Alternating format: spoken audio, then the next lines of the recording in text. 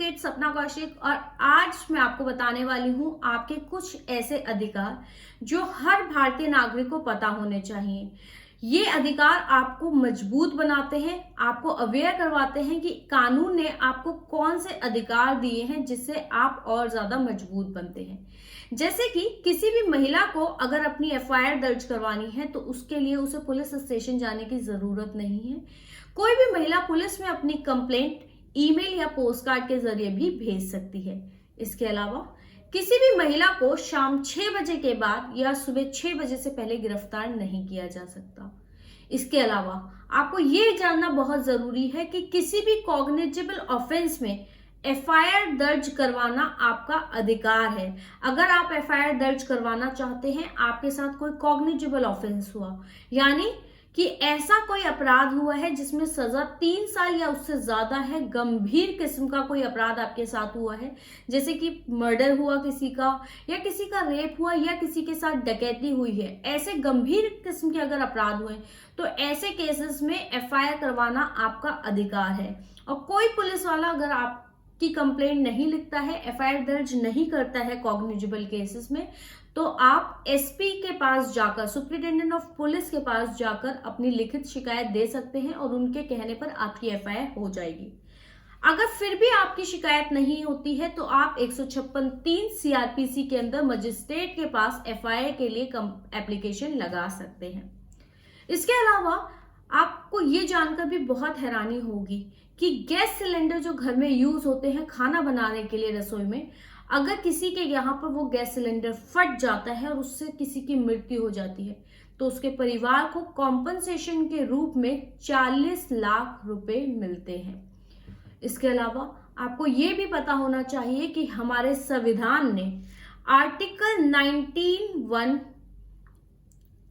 19 के अंदर आपको राइट टू इंफॉर्मेशन का अधिकार दिया है, यानी कि हर व्यक्ति के पास ये अधिकार है कि वो अगर किसी पब्लिक अथॉरिटी से कोई इंफॉर्मेशन, कोई सूचना चाहता है, कोई जानकारी चाहता है तो वो आरटीआई लगा सकता है और पब्लिक अथॉरिटी 30 दिनों के अंदर अंदर वो सूचना आपको प्रोवाइड करवाएगी। इसके अलावा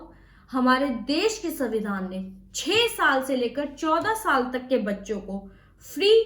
एजुकेशन यानी कि शिक्षा का अधिकार दिया है आर्टिकल 21A के अंदर। इसके अलावा आर्टिकल 21 के अंदर भारत का संविधान हर व्यक्ति को राइट टू लाइफ देता है, यानी कि भारत का हर नागरिक के जीवन की सुरक्षा की जिम्मेदारी सरकार की है। अगर किसी भी व्यक्ति की मृत्यु हो जाती है और वो ऐसे सर्कमस्टेंसेस में होती है जिसमें आपको लगता है कि कोई स्टेट यानी कि सरकार का उसमें कोई इन्वॉल्वमेंट है या किसी भी तरीके से किसी व्यक्ति की सर्कमस्टेंसेस अननेचुरल है, यानी कि मान लीजिए आपको ऐसा लगता है कि किसी का एनकाउंटर हो गया और उसमें आपको लगता है कि पुलिस ने फेक एनकाउंटर किया है और आप उस व्यक्ति के फैमिली मेंबर है, तो आप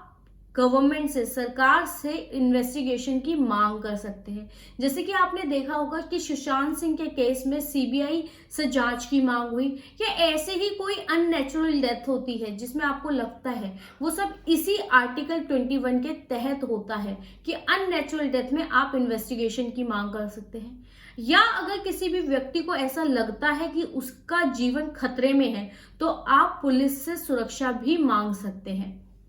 इसके अलावा कोई भी व्यक्ति किसी भी रेस्टोरेंट या किसी भी होटल में जाकर फ्री पानी पी सकता है या वहां का वॉशरूम यूज कर सकता है। अक्सर महिलाओं को किसी बाजार में या किसी पब्लिक प्लेस पर हमेशा ये दिक्कत हो जाती है कि वहां पर उनको पब्लिक टॉयलेट्स नहीं मिलते, तो ऐसी सिचुएशन में आप कहीं भी जाकर वहां किसी भी होटल या रेस्टोरेंट में जाकर वहां का टॉयलेट यूज कर सकती है और वहां पर फ्री पानी पी सकती है और इसके लिए आपको कोई मना नहीं कर सकता, ये आपका अधिकार है। इसके अलावा अक्सर लोगों के पास ये होता है कि भाई हमारे पास पैसे नहीं हैं, हम वकील को फीस कहाँ से दें, तो आपको पता होना चाहिए कि आर्टिकल 39A के अंदर संविधान ने आपको ये सुविधा दी है कि अगर आपके पास वकील को देने के लिए फीस नहीं है तो आप लीगल एड सर्विसेज में जाकर वहां से लीगल अथॉरिटी से अपने लिए फ्री वकील की सहायता की मांग कर सकते हैं। इसके अलावा एक चीज बहुत इंपॉर्टेंट जो अक्सर लोगों को दिक्कत आती है कि अगर किसी भी महिला के साथ कोई भी गलत बर्ताव हुआ होता है, किसी के साथ छेड़खानी हुई हो या कोई रेप विक्टिम हो, तो वो लोग कंप्लेंट पुलिस के पास करने से डरते हैं कि उनको ऐसा लगता है कि हमसे अगर ऐसे सवाल पूछे गए जो हम शायद लोगों के सामने ना बता पाए, वहां पर वकील होंगे या वहां पर दूसरी पब्लिक होगी, तो आपको ये जानना बहुत जरूरी है कि जो स्टेटमेंट्स होती हैं 164 सीआरपीसी के अंदर, वहां पर क्लियरली है कि अगर किसी भी महिला से जुड़ा हुआ कोई मामला है तो आप मजिस्ट्रेट के सामने अकेले में अपना बयान दे सकती हैं, जहां पर कोई तीसरा व्यक्ति, आपके मजिस्ट्रेट के अलावा कोई तीसरा व्यक्ति नहीं होगा और आपकी प्राइवेसी का, आपकी सुरक्षा का पूरा ध्यान रखा जाएगा। तो ये थे कुछ अधिकार जो हर भारतीय को जरूर पता होने चाहिए। आपको ये वीडियो कैसा लगा और आप किन और मुद्दों पर वीडियोस चाहते हैं, प्लीज कमेंट सेक्शन में बताएं।